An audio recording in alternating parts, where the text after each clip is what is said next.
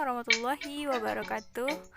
Baiklah, kami hadir di video kali ini dalam memenuhi tugas bank dan lembaga keuangan lainnya. Nah, materi yang akan kami bahas yaitu mengenai modal Ventura dan reksadana. Video oleh kelompok 2. Pengisi suaranya yaitu Asmanur Afifah, Maidila Eka Putri, Emriski Tofaldi, Friska Amelia, dan Wanda Asnofra. Untuk editornya Asmanur Afifah.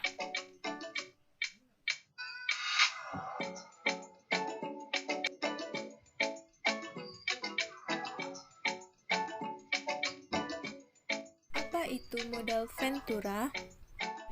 Modal Ventura merupakan suatu investasi dalam bentuk pembiayaan berupa pernyataan modal ke dalam suatu perusahaan swasta sebagai pasangan usaha atau invest company untuk jangka waktu tertentu.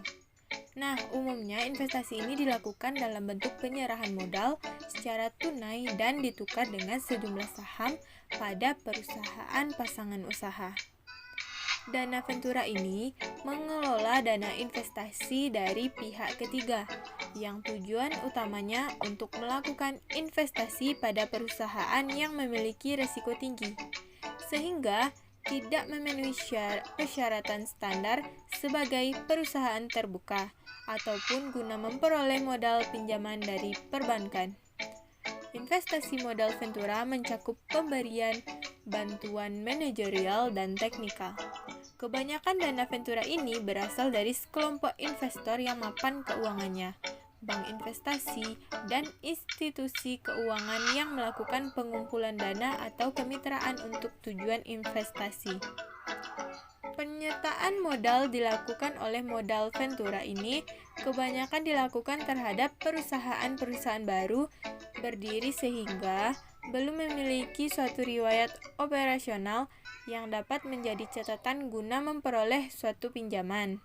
Sebagai bentuk kewirausahaan, pemilik modal Ventura biasanya memiliki hak suara sebagai penentu arah kebijakan perusahaan sesuai dengan jumlah saham yang dimilikinya.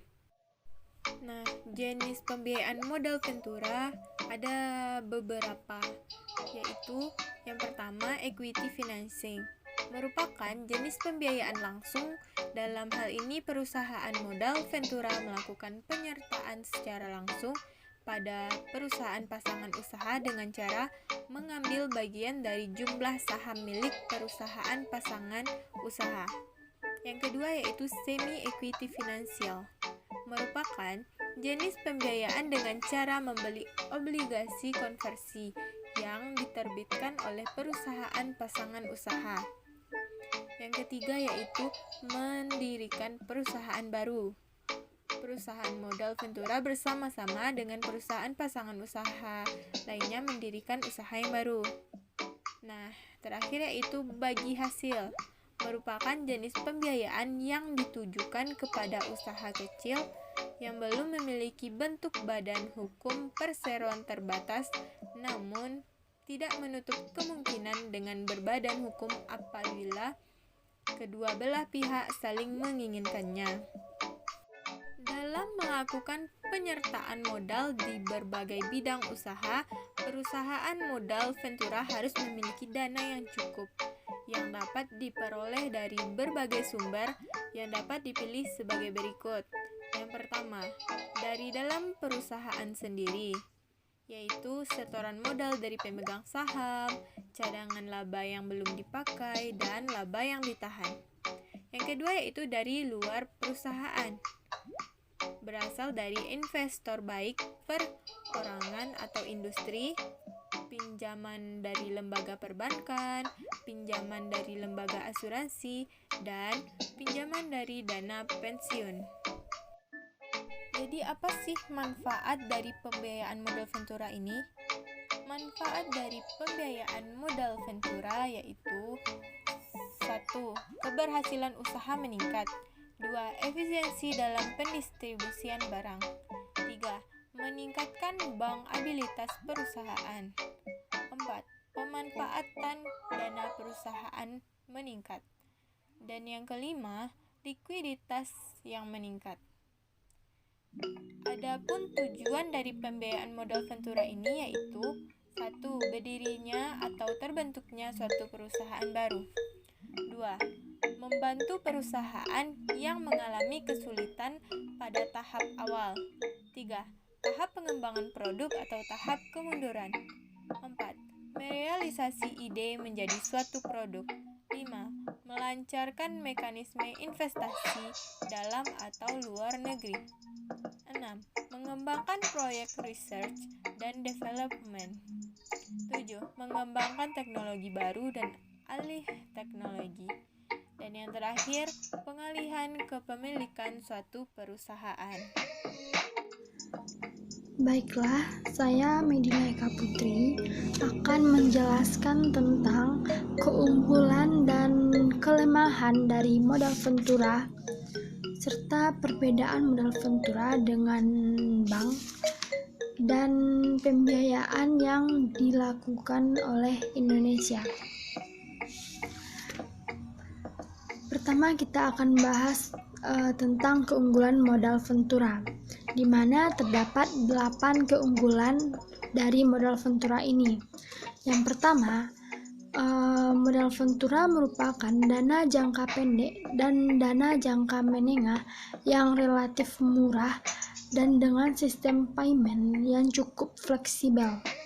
Yang kedua, modal ventura merupakan sumber dana bagi perusahaan baru yang belum memenuhi syarat untuk mendapatkan dana dari sumber pembiayaan lain. Yang ketiga, bantuan manajemen yang diberikan oleh perusahaan modal ventura terhadap perusahaan pasangan, biasanya usahanya itu akan ikut menambah kemajuan perusahaan modal ventura ini.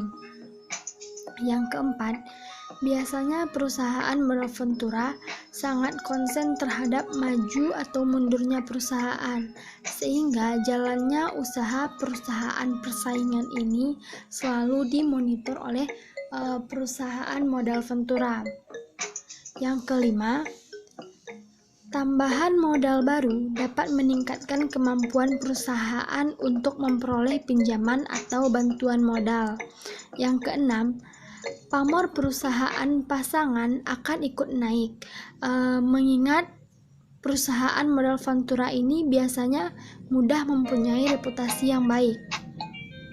Yang ketujuh, PPU atau perusahaan pasangan usaha. PPU ini dapat memperluas jaringan usaha lewat partner baru yang dimiliki oleh perusahaan modal ventura. Yang ke-8 atau yang terakhir,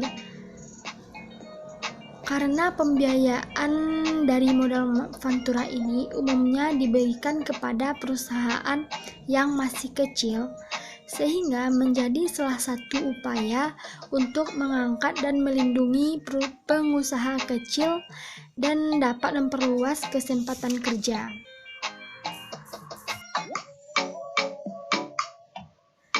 Selanjutnya kita lihat kelemahan dari modal ventura. Terdapat 3 kelemahan. Yang pertama, apabila dilihat dari segi jangka waktu yang panjang, pembiayaan lewat modal ventura bisa menjadi sangat mahal karena sistem bagi hasil yang diterapkannya,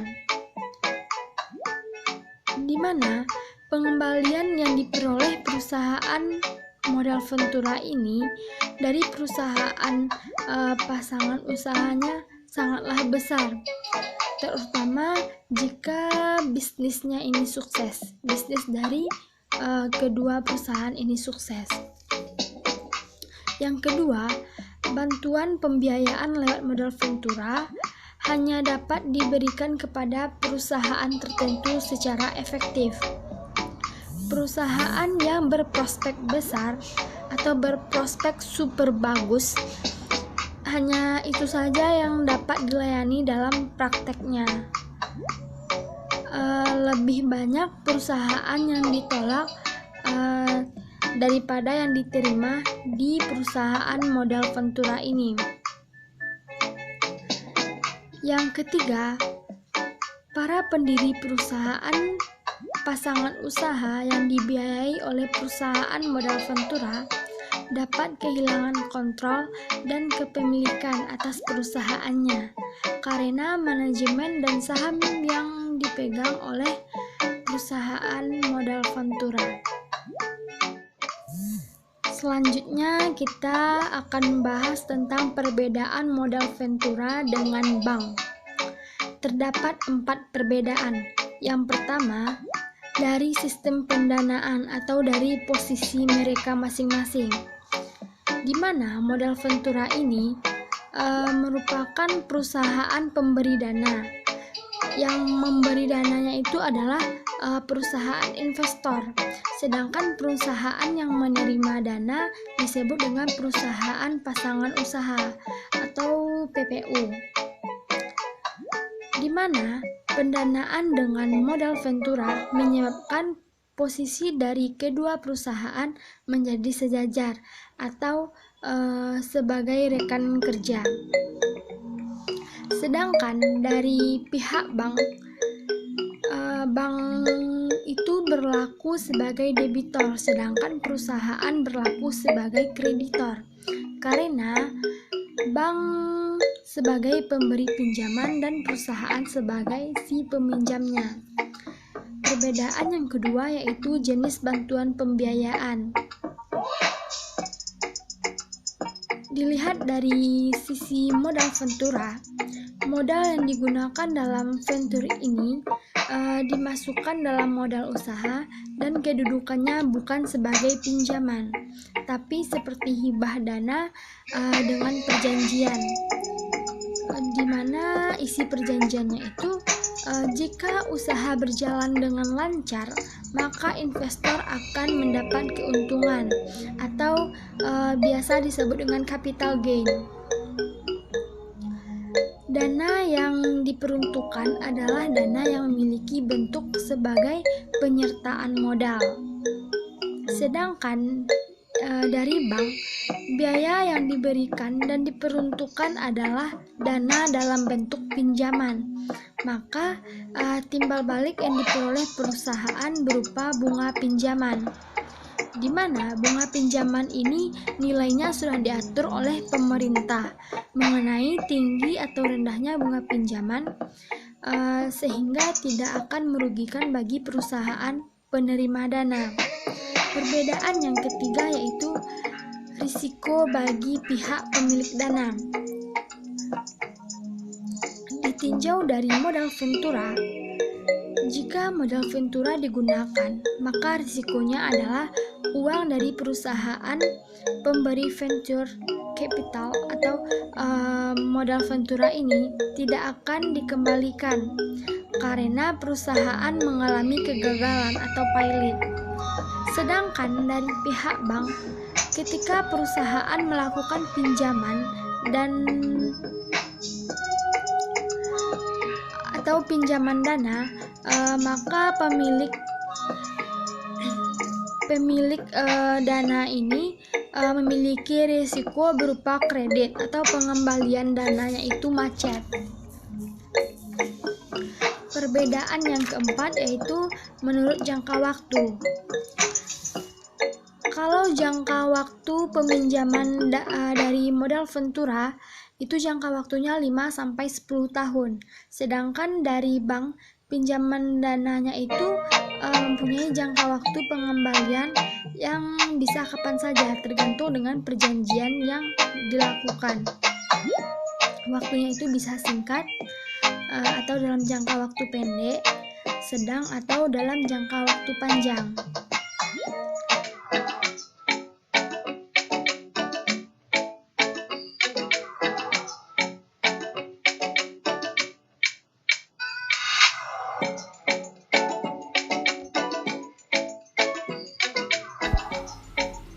Pengertian reksadana. Reksadana adalah wadah dan pola pengelolaan dana atau modal bagi sekumpulan investor untuk berinvestasi dalam instrumen-instrumen investasi yang tersedia di pasar modal dengan cara membeli unit penyertaan reksadana. Keunggulan dari reksadana yaitu yang pertama, modal investasi kecil, yang kedua sudah terverifikasi, yang ketiga fleksibel, keempat dikelola secara profesional, yang kelima transparan, keenam hasil investasi neto, yang ketujuh praktis.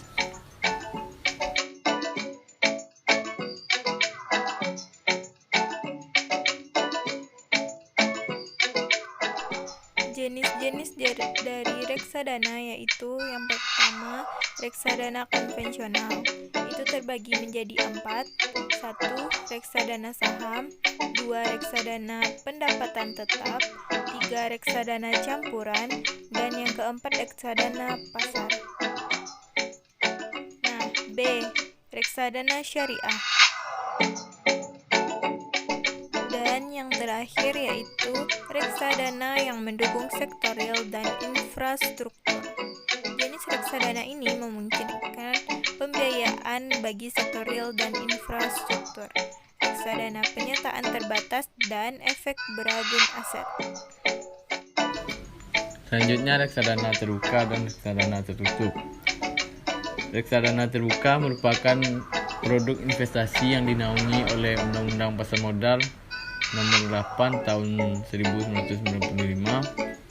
Pada pasal 18 ayat 2, reksadana terbuka berarti sebuah reksadana yang dapat menawarkan serta membeli kembali saham-saham atau unit dari permodalan sampai dengan jumlah modal yang telah dikeluarkan. Jadi, jenis reksadana ini merupakan produk yang pembelian unitnya bisa dilakukan kapanpun. Produk reksadana terbuka cukup beragam, antara lain yang pertama reksadana pasar uang, yang kedua reksadana saham, yang ketiga reksadana pendapatan tetap, yang keempat reksadana campuran. Selanjutnya, pengertian reksadana tertutup. Reksadana tertutup merupakan kebalikan dari reksadana terbuka, yakni reksadana yang tidak dapat membeli kembali saham-saham atau unit yang sebelumnya telah dijual kembali oleh investor. Bentuk reksadana tertutup salah satunya adalah reksadana terproteksi, di mana portofolio mayoritasnya merupakan obligasi dan efek utang. Pemegang saham tidak dapat menjual kembali sahamnya kepada manajer investasi atau perusahaan aset manajemen.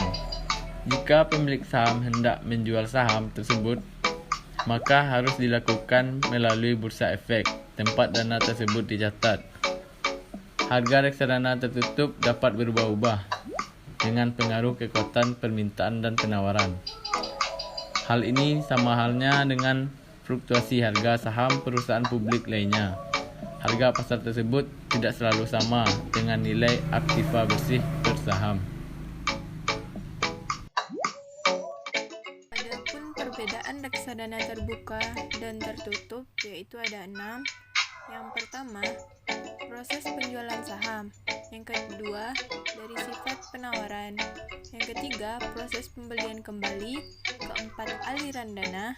Yang kelima, pengaruh transaksi dalam jumlah banyak. Dan yang terakhir yaitu keuntungan.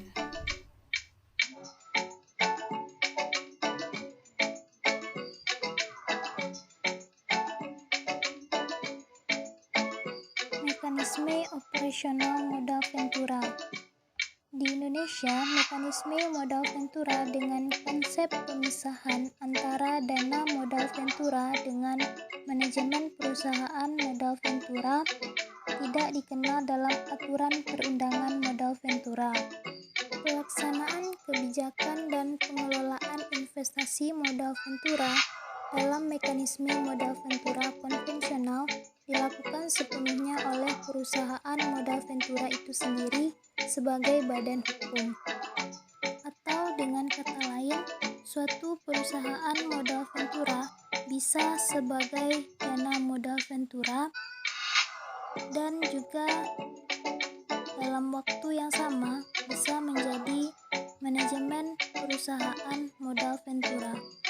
Untuk itu, kebijakan dan analisis investasi meliputi pelaksanaan monitoring, keterlibatan pada manajemen perusahaan pasangan usaha, serta pelaksanaan dalam proses divestasi dilakukan oleh perusahaan modal ventura yang bersangkutan. Jadi di sini pada prinsipnya proses pembiayaan atau pendanaan modal ventura itu bisa dikategorikan ke dalam 4 tahap, yaitu yang pertama, tahap investasi oleh perusahaan modal ventura. Yang kedua, tahap transaksi modal ventura antara perusahaan modal ventura dengan perusahaan pasangan usaha. Yang ketiga, tahap pertumbuhan perusahaan pasangan usaha. Dan yang keempat, ada tahap pada saat dan setelah divestasi. Sejarah perkembangan modal ventura. Penemu dari industri modal ventura adalah Georges Doriot. Pada tahun 1946, Doriot mendirikan American Research and Development Corporation, di mana investasinya pada perusahaan Digital Equipment Corporation adalah sukses terbesar. Pada tahun 1968, sewaktu Digital Equipment melakukan penawaran sahamnya kepada publik, dan ini memberikan imbal hasil investasi sebesar 101% kepada American Research and Development Corporation. Investasi American Research and Development Corporation yang awalnya senilai $70.000 pada Digital Equipment Corporation pada tahun 1957 tersebut telah tumbuh nilainya menjadi $355 juta. Awal mula tumbuhnya industri modal ventura dengan diterbitkannya Undang-Undang Investasi Usaha Kecil di Amerika pada tahun 1958, di mana secara resmi diperbolehkannya kantor pendaftaran usaha kecil untuk mendaftarkan perusahaan modal kecil untuk membantu pembiayaan dan permodalan dari usaha wiraswasta di Amerika.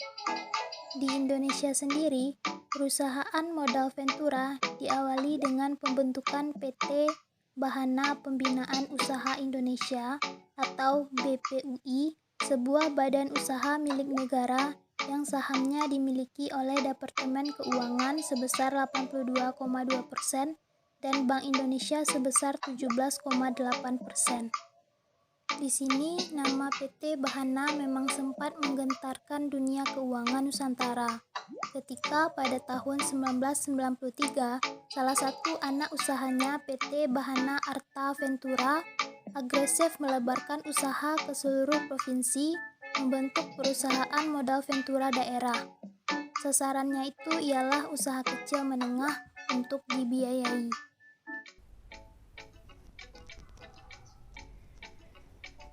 Sejarah awal reksadana bermula dari arisan atau pooling fund yang dikenal di Eropa pada pertengahan 1800. Mula-mula pooling fund dikenal di Belgia pada tahun 1822. Pooling fund ini kemudian dikenal dengan nama unit trust. Muncul di Belgia ketika Raja William I dari Kerajaan Belanda menciptakan suatu unit penyertaan dana yang memungkinkan investasi-investasi kecil memperoleh pinjaman dari pemerintah asing. Unit trust kemudian menyebar ke wilayah Inggris dan Skotlandia pada sekitar tahun 1860-an. Pada tahun 1863, Inggris mendirikan unit trust pertama dengan nama The London Financial Association and the International Financial Society. Unit trust di Inggris dan Skotlandia menginspirasi berdirinya reksadana tertutup atau closed-end pertama di Amerika pada tahun 1863 dengan nama The Boston Personal Property Trust. Istilah unit trust dikenal dengan istilah mutual fund di Amerika Serikat. Baru pada tanggal 21 Maret 1924 terbentuk reksadana modern pertama dengan nama Massachusetts investor trust dengan total dana 50.000 US dollar.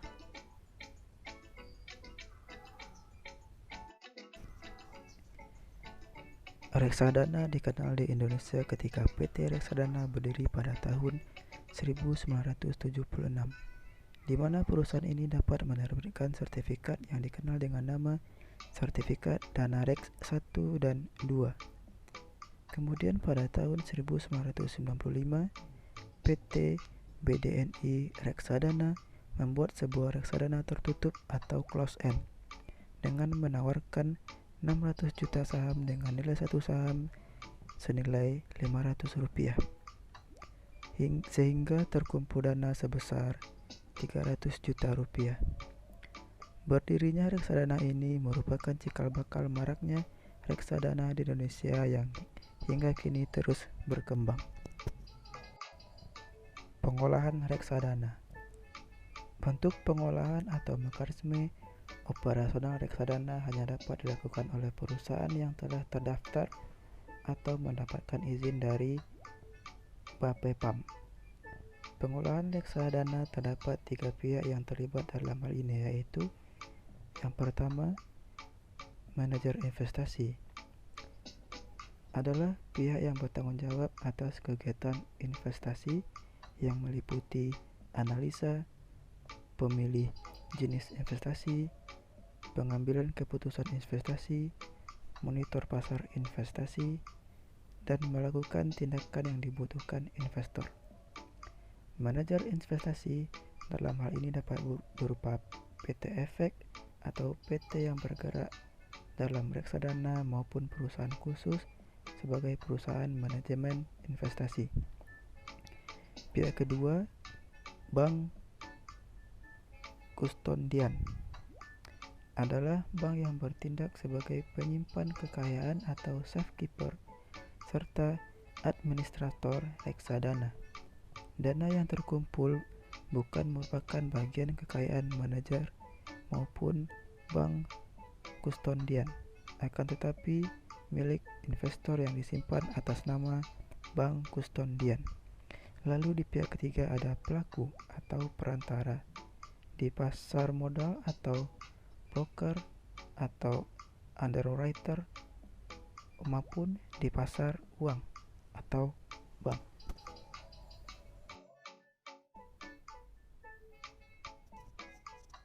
Salah satu cara untuk mengoptimalkan hasil investasi adalah dengan mempelajari produknya, belajar juga dari kesalahan-kesalahan yang pernah dibuat, dan tentu saja strateginya. Oleh karena itu, terdapat 4 strategi dalam berinvestasi reksadana. Yang pertama, investasi reksadana dengan strategi lump sum. Strategi lump sum adalah menginvestasikan seluruh dana investasi pada awal investasi. Misalkan jika seseorang memiliki uang 10 juta rupiah, maka orang tersebut menginvestasikan seluruh uangnya, kemudian dapat menambahkan lagi dana investasi. Jika Anda masuk pada saat yang tepat atau pada harga yang murah atau harga diskon, Anda akan berpotensi mendapatkan keuntungan yang besar. Strategi ini memiliki kelemahan jika Anda salah memilih waktu pembelian. Strategi yang kedua yaitu strategi investasi reksadana dengan strategi DCA, Dollar Cost Averaging. Strategi ini adalah strategi investasi terhadap setiap periode waktu. Contoh, seseorang karyawan yang berinvestasi Rp500.000 setiap bulannya di reksadana. Strategi investasi DCA lebih cocok jika calon investor tidak memiliki modal besar di awal. Beberapa ahli mengatakan DCA adalah salah satu strategi dalam mendiversifikasi atau waktu dan harga beli, sehingga investor diharapkan dapat memperkecil risiko. Selanjutnya yang ketiga, investasi reksadana dengan strategi VCA atau value cost averaging. Strategi investasi value cost averaging pada dasarnya mirip dengan DCA, yaitu berinvestasi setiap periode tertentu. Perbedaan utama adalah jumlah dana yang disetor pada setiap bulannya. Jumlah dana yang disetor dengan menggunakan strategi DCA selalu tetap. Contoh, Rp500.000 per bulan. Jadi unit reksadana yang didapat bisa jadi berbeda-beda. Sebaliknya dengan strategi VCA atau value cost averaging, maka telah ditentukan berapa jumlah unit yang harus dibeli setiap bulannya. Selanjutnya yang keempat, investasi reksadana dengan strategi constant share atau dollar constant share. Strategi ini sebenarnya lebih cocok jika digunakan dalam investasi saham. Ada beberapa ahli yang mengatakan strategi ini bisa diaplikasikan ke investasi reksadana. Thanks for attention guys. Sekian video tugas dari kelompok kami dalam mata kuliah bank dan lembaga keuangan lainnya. Dan maaf jika ada salah-salah kata. Jangan lupa like, comment, and subscribe video ini agar bermanfaat bagi yang lainnya. Dan stay safety ya. Assalamualaikum warahmatullahi wabarakatuh.